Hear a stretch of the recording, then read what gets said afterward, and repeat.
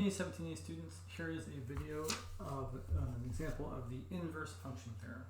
So we have f of x equal to e to the 2x minus 2 plus 3 natural log of x plus x squared plus 2x. It is an invertible function on this domain. I know it's invertible because it's always increasing, but even if it's not, just pretend like it is. It is. The domain is 0 to infinity because we got a natural log of x, and that's only defined when x is positive.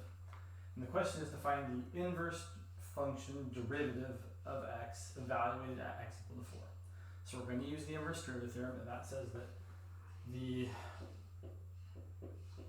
inverse derivative at x equal to some number is equal to 1 over the derivative evaluated at not x equal to that number, but the inverse function evaluated at that number.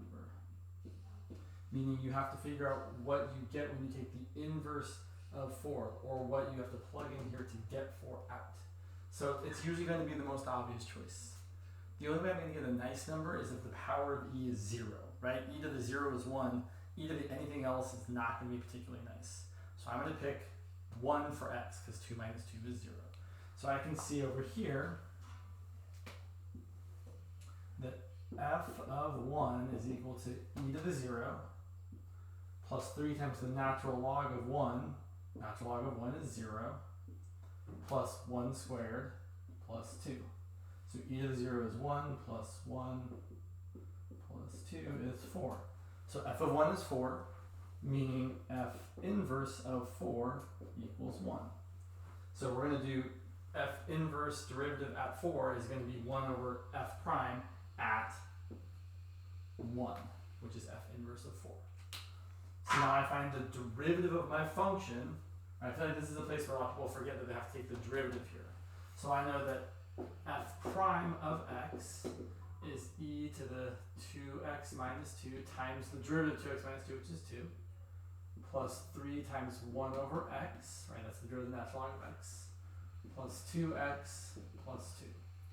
And then f prime of 1, right? That's what I'm going to do. F prime of 1 is e to the 0 times 2 plus 3 times 1 over 1 plus 2 plus 2, which is 2 plus 3 plus 2 plus 2, which I think is 9.